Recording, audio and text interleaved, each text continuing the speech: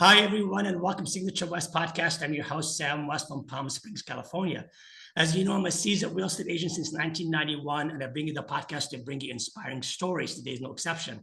If you want to find out more, go to www.samwest.co.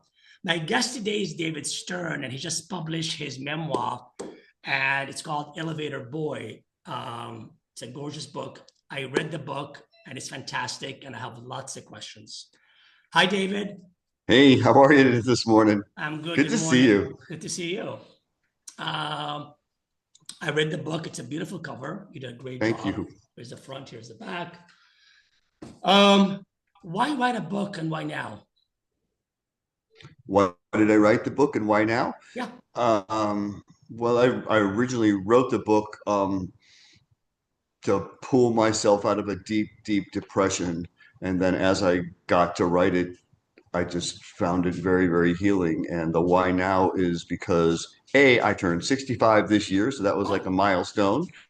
When they tell you at 27, you have 6 months to a year to live. So that was a one reason why now. And this year, it was a decade since my career ended extremely abruptly after 26 years of a good run. And I figured after a decade, it was time to tell the story. good. Congrats, by the way. Congrats on all of that. You know, Thank you.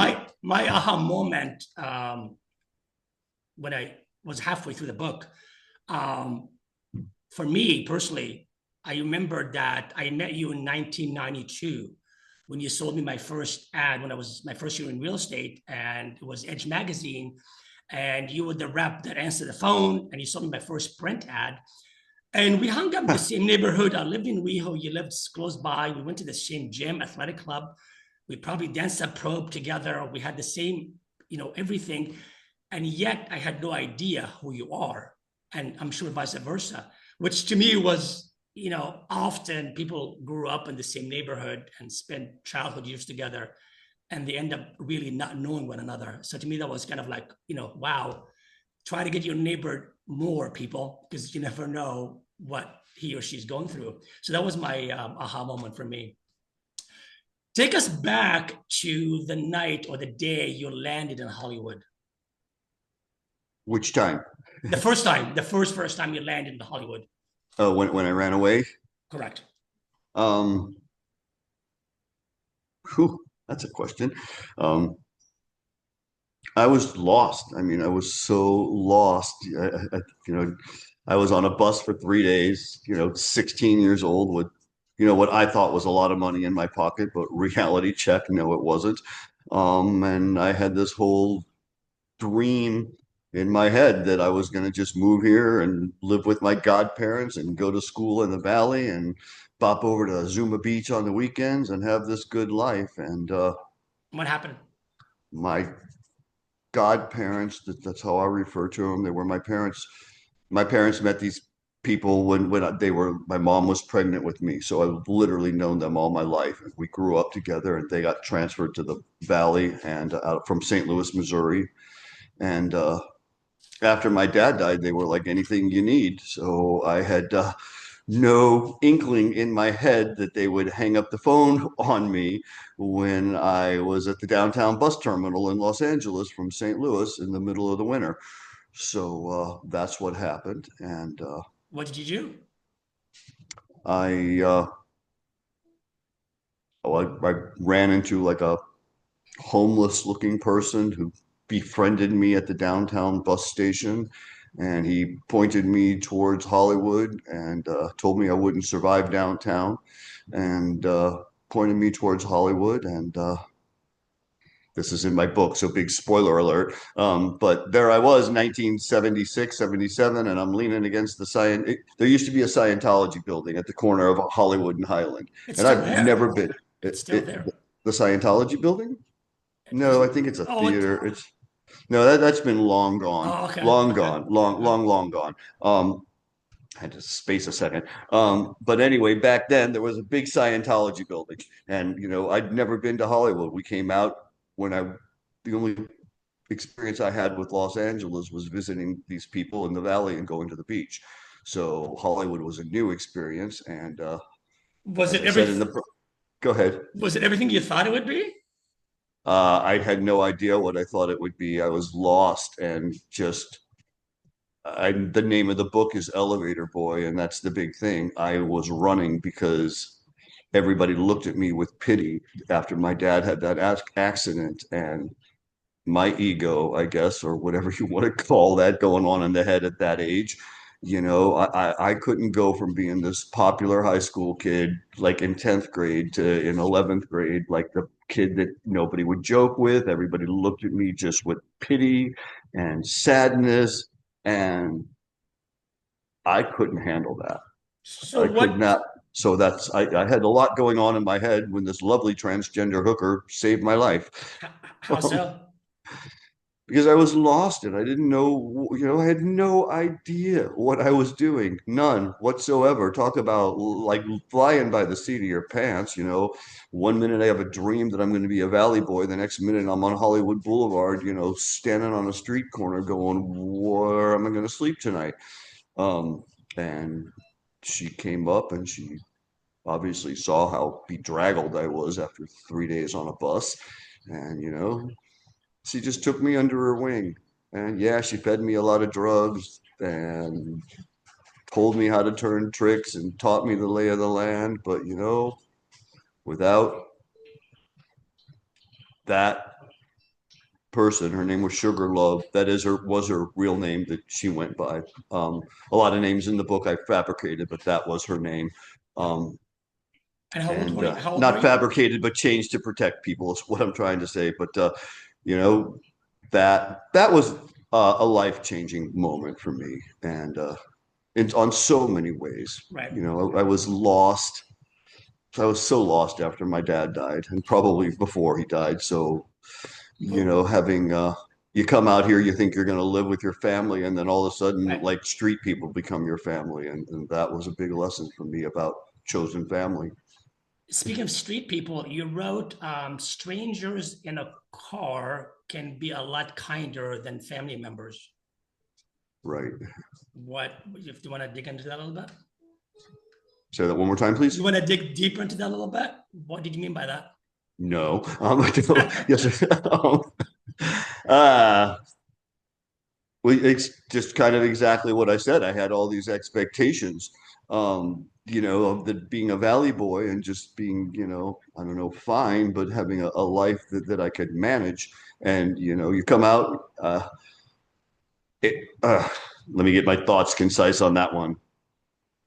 It was very eye-opening to come out here and think that my family was going to take me in and have them hang up the phone on me and within hours have a transgender hooker, you know, take me in and show me the lay of the land. And then all of a sudden, later that same night, people are paying you money for sex and they're kind to you. Kind. And these are the strangers in the car you're referring to. Right. All right, that's what I Strangers in cars. cars, right? So let's go back before you came to Hollywood. Juvenile detention. What made your? How did you go there, and why did you go there as a young kid? Oh God, I was a hot mess. I was a hot. I will tell you, you're referring to what became the second and the third chapters of the book, where I tell the whole flashback story of why I wanted to commit suicide after my whole runaway experience. And quite honestly, that first chapter, when I was writing this and doing therapy and stuff, that chapter was about 3 times the length that it is now. Because if I just break down just 10th grade, my dad died at the very end of that school year.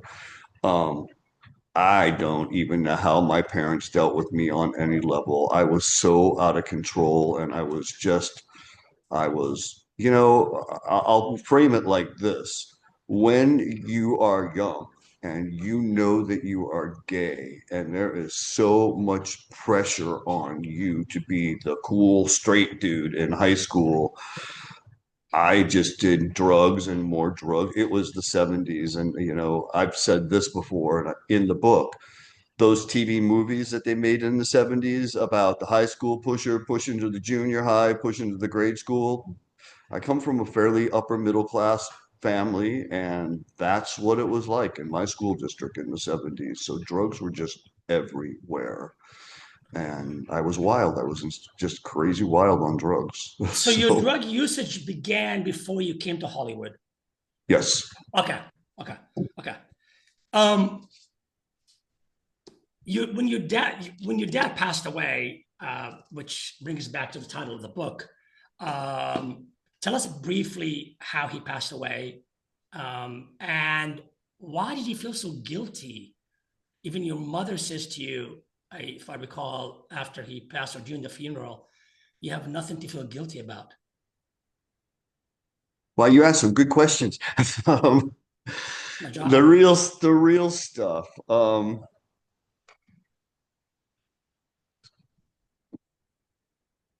There was and I think I put his actual obituary in the book. I know I did. What was in the St. Louis Post-Dispatch, but the story that I always heard, and it still to this day doesn't make sense 49 years later.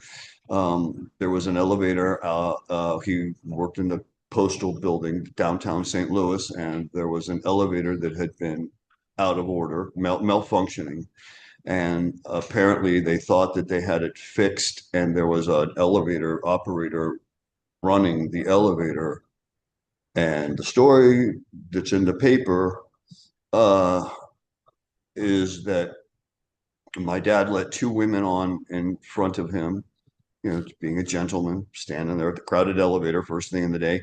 And there was two women that had gotten on the elevator and the gentleman who was running the elevator, the maintenance guy. And as my dad stepped on, the elevator shot up very quickly. It injured the people that were actually in the elevator already. And I guess my dad lost his footing, and that's that.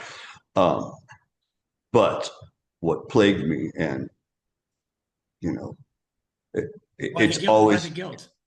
well, I'll just say what doesn't make sense to me is if you're stepping onto an elevator and the elevator shoots up very quickly, the law of gravity in my brain tells me you would fall backwards. It would push you backwards. So how did he fall forward? And that's, you know, But why the but, guilt? uh, well, because of what I said, the entire year of my dad's life, the last year of his life, I made his life a living hell. I mean, I ended up in, my parents had a really good marriage and they loved each other deeply and they were very affectionate with each other always and laughing and joking. And then there was me, like their son on drugs. And, my mom had just had it with me doing stuff and stealing money out of her purse. And the list is longer than my arm. And she gave him an ultimatum Right. Right. to either put me in detention or she was going to leave him. And then she was just like, that's it. It's him or me. And I was in detention. It was like, I think January of that year for like 10 days. And this is the interesting thing. When I look at the overall of my life and how much of a total B I thought my mom was back then, she probably saved my life with that move. With that move. But was it guilty? Was it feeling that you were not a good child while your dad was alive? I mean, there's guilt that you did not that you were responsible. The way I took it, that you were responsible for that, and didn't make sense to me. But now that I understand that you felt that I wasn't a good enough of a kid while my dad was alive. I think it was there was such an unanswered question. I talk about it in my book, and I'm not going to do a big spoiler alert, Right. but my dad, you know, and it's a very cool story. Cool is the right word.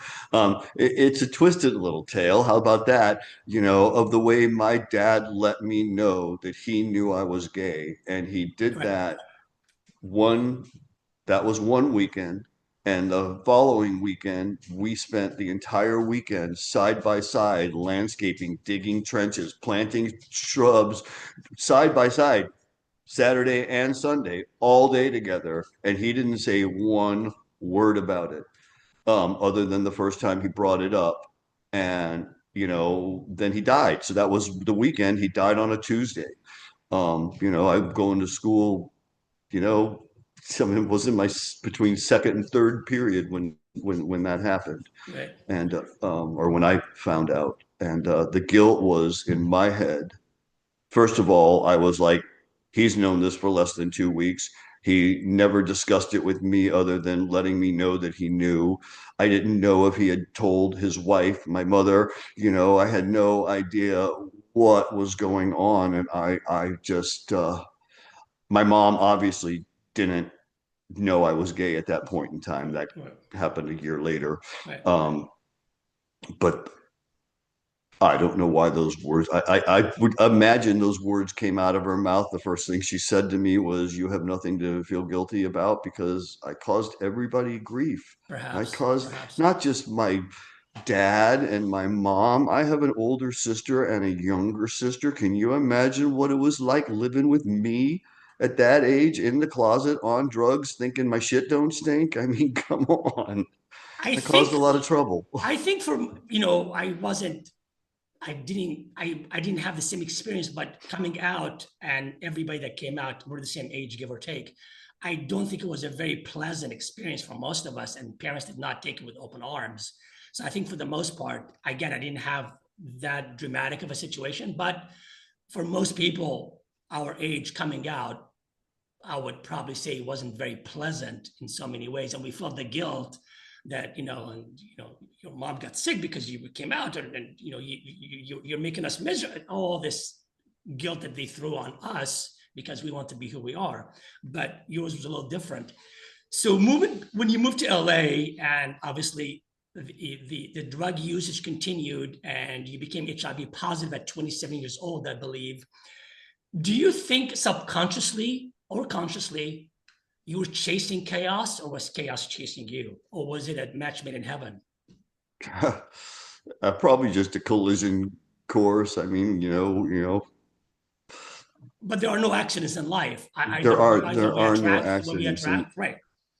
So now zooming out and looking back at the situation, do you think you were attracting that madness, or do you think it was just that's what your DNA was made of, and you felt comfortable in this constant chaos? what's that old saying? Water seeks its own level. Absolutely, one of my favorites.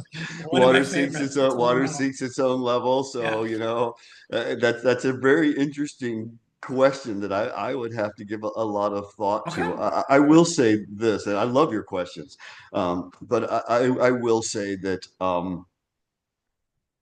when they tell you we're 20, I mean, my God, first of all, I got sober. So I'm, getting We'll sober get at to that. We're going to 27, get to that. but it's a different mindset. Right. So for me, like I've got this whole lease on life because I'm sober, Right. and then they tell you have 6 months to a year to Right. live, and I was just like, oh hell no, Right. no, no, no, I'm just starting to live. I don't have Right. 6 months to a year, Right. um, and Okay. So came sober. And like most sober people in the program, they have a sponsor. And of course, your sponsor is very close to you. Your sponsor dies. And not only does he die, but you lose your sponsor, but he died of AIDS. How did that feel? The abandonment, and you guys were very close, which rightfully so.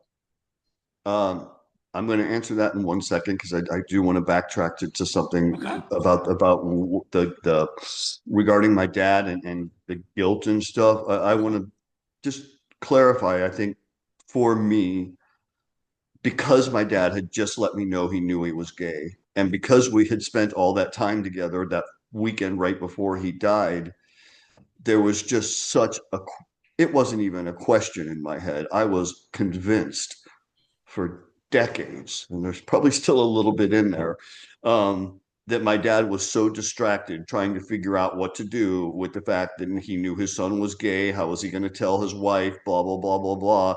That was the guilt. I felt that my dad was so distracted trying to figure out what to do with me that he Mm-hmm. wasn't paying attention. Okay. And, Oh, and okay. that was my guilt. Oh, okay. All right. That's So a little bit now, more now, of just to clarify, just to as I wake up clarify. and have Okay, my coffee, yeah, um, it makes more sense. Okay, your sponsor and his uh, passing, Lindsay, Lindsay. uh, Yeah, he was a life-changing moment for me. I'm sure. And Feed me the question one more time, and I'll get it fresh. Thank When you. he was your sponsor, I'm sure you guys were close. You were sober. That's a whole different now lifestyle that you have. And then he gets sick, and he's not only just he dies, but he dies of AIDS, which you were HIV positive at the time. So there's a lot going on there. How did you feel losing him? Not only losing him, but losing him to AIDS. It was really life transforming because Lindsay and I tested at the same time. Mm, Uh, like 5 years prior to that, and he tested negative and I tested positive. And I think there's a scene in my book where I talk about watching the movie Beaches with him. Everybody saw Beaches back then, and it was the anthem. And we would literally had the scene in the book that I talk about after that movie. That was a real conversation. Obviously, it's a memoir where I was just like, oh my God, were those characters in Beaches, except in our version, that Bette Midler character dies. And that's not what happened. right. And um, I will say with Lindsay, and he's still here. Hi, buddy. I feel him right now, chills way up my arm. And he taught me more about the spirit than any one person in this world, because I talked briefly in the beginning of my book about seeing my great grandmother's spirit when I was in kindergarten. And then whatever, and you get older, and my dad died. And when my dad died, I was just like, dead is dead. There is no soul. You're dead. It's dark. Right. That's it. Gone. And then Lindsay and I had all these, deep, deep conversations about the soul. And I, again, don't want to spoiler alert, but I witnessed his soul leave his body, and I saw it, and it was like thousands of birds taking flight, and it was a vibration of wings flapping. I don't know how else to describe that. I get it. I get And it. for me to have had years and years of just going, nope, he fell down an elevator shaft. That's it. Dead is I dead. know. Monk. Right. Right. To now knowing that the soul carries on, and not having not even an inkling of doubt in my In your heart heart. that the Right. soul goes on. Right. And that changed the entire course of my life, because it Right. changed how I think. Right. So Speaking God of bless you, Lindsay, for teaching me that. speaking of beaches, which till this day I get teary about it, you and I have that in common. My best friend Michael Glover, which you might have met him back in the day, we were inseparable. We were never, people thought we were lovers, but we never slept together. But he was my best friend. And we saw Beaches together in Palm Springs when it came out. And we both wept during the movie. Until this day, I still weep about it. And Right. Michael was tested HIV positive in 1984. He was one of the first people that tested HIV positive. He just passed away 3 years ago. So when I'm reading your book and reading about Beaches, again, it's sort of the book has, at least for me, and I'm sure for other people as well, segments that everybody can relate to. So not only that I've known you for since 1991, but Beaches, we have that in common among other things. So just on that Beaches, on the movie topic, you wrote a sober horse thief is still a horse thief. Is that, You're moving into that. Okay. Yes, I did. Yes. and what does it mean? What do you mean by that? Well, I first of all, I'm not the one that said that. The person that said that was the first speaker that I ever heard in an AA meeting. Her name was Alabama Carruthers. Still remember that. Oh, I shouldn't have said her last name, probably. I can't imagine she's still around, because she was like 80 something back then. So, and that was, but that was 1987. So our Alabama got up there, and she had this southern drawl, and she kind of looked like Carol Channing. And she had this whole speech about the beginning days of AA. And I'll try to do this super quickly, but she basically said that she said that her sponsor told her, Alabama, you got to stop sleeping with married men. And she said, oh, I'm not. She's like, you're cheating, you're lying, you're stealing, sleeping with married men. And she said, oh, I don't sleep with the married men unless he's got enough money for all of us. But her point was that you have to change your behavior. You have to change your character. When her sponsor pointed out to her that he was spending money on her and time with her that should have been spent with his children and his wife, that I'm saying the story backwards, but that's when she said that. And basically the point that she made was, when you get sober to evaluate yourself. And if you either change the behaviors, Or or a sober horse thief is still a horse thief. right, right, right, right. God, that took me a long time to get to that point. Not I'm not so sorry. not so bad, not so bad. Alex, your husband, you guys met in Palm Springs, where Yes, we you did. are Right now. here. But I forget to mention Right that here. you live here as well. Um, you guys met on a random weekend. Well, nothing's random. He was, I believe, here on a 5-day trip, and you Right. in Palm Springs, and you met. When you started to feel something, and you wanted to continue this um, relationship or start or the attraction, did you have any sort of concerns? How would Alex feel if he finds out your Hollywood nights when you first came to Hollywood? Would how would he perceive you? How he would think of you? Would he judge you? Would he run away? Any of that? Nope. Great. None whatsoever. My husband is such a loving, Well, you didn't know that, you kind. just met him. You just met the person. So we're going back to how, I Well, forget. and it's not like I said, "Hey, let's fuck." Oh, by the way, did you know I ran away from home and my dad fell down an elevator shaft? What about you? It's not like that was How would you, disclosed. how would you do We were that? too busy being Right, physical with each other. right, right. Speaking of being physical, one of my favorite chapter paragraph, uh, when he said to you, I believe it was day 4, where he was leaving to the airport, and he says to you, "I love you." And I always find people have such a judgment on that word. Did he say it too soon? Well, you have to wait till, I guess, 6 months to say it. Well, use the L word. But in this case, which I've done it, say it like in, I don't know, day 5 and you said to him, "I'm going to let you finish it. What did you mean by that?" And he said, Oh, you get that. So almost basically, I was dropping him off at the airport right, and he was running late, right. and he said, "I love you." And he turned around and he had his sunglasses on the whole way. I mean, he turned around and he split. And I was literally standing in the lobby of the Palm Springs airport with my mouth hanging out like a carp fish. I was like, but he was gone.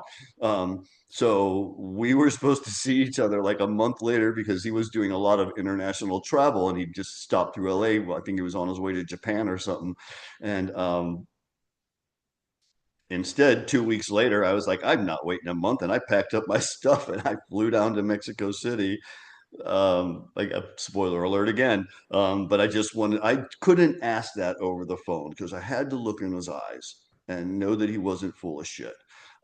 So I flew down to Mexico City so that I could look him directly in his face and go, "What did you mean by that? Did you mean you love me? Thanks for the fuck. Did you mean like you love me like a brother? Thanks for the weekend. Like what exactly did you mean?" And he was just like, "I love you, dummy, just like I'm falling in love with you." But I could no way do this in the adorable way that he did it because we have very different Did personalities. you think you were a little insane to fly to somebody that you just met to find out what he meant by saying "love you," or was that just your nature? That's just my nature. What's your That's my nature. you're a fire sign, right?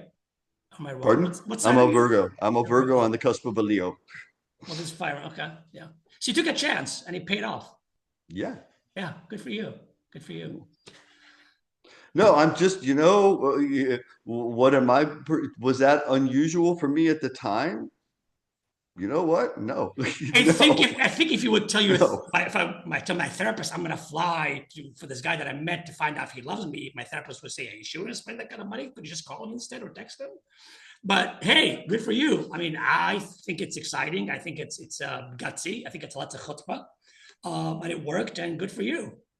You So know, I think part of that was because in the prior relationship to that, and I'd been single a couple of years in between, but that was such a life lesson for me that I just, from my own, it's like I felt something in my heart and my soul. But I also was like, wow, you might have a broken picker, you know, so you better verify that your picker's working again. right. And that's how I'm going to find out. I'm going to fly to Mexico, Right. There's only find one way out. to find Right, out. right, And right, you can't do that over the phone. So right, you've right, got to look in the right. eyes. One last question: are you at peace? Finally, Extremely, good. very. The book, writing that memoir, and the rewrite. We didn't get into it, but I rewrote that entire book in February of this year with the new title and some memories that had come back to me. Sure. And I'm, yeah, it's a good place. It's the most freeing thing. And if they say you're as sick as your secrets, Right, I got no more secrets, right. and I'm life happy is for what you. it is. I'm happy for you. The book is everywhere. You want to tell us where to how to get the book? Let me tell you a couple of things. Tuesday, on the 21st, it moves out of pre-sales for the soft copy on Amazon and Barnes and Nobles. It's always available at BookBaby. That is store.bookbaby.com. But I have on the week of, I want to say it's November 1st, Leather Pride weekend out It's here. November 1st, There yes. is Pride on the Page, which is a great book fair here in Palm Springs, and I have an 11 a.m. signing on that Saturday, and I'm very Congrats. excited for that. Good for you. And Good. we'll see where things go. That's all one can do. David, thank you so much for doing this. I loved your book, as I said, and it takes courage to do this. I can certainly appreciate it. It's freeing, like you said. It's definitely freeing. So hats off to you, Thank and you. good luck with everything. And for everybody that's listening and watching, if you love the book, please, if you love the interview, go buy the book. It's very enlightening. And if you love this podcast, please share it and subscribe. It's free. It helps me bring people like David back on and share this inspiring stories with you. I will see you guys in 2 weeks. Good luck with everything and have a great rest of the week, everybody. Take care.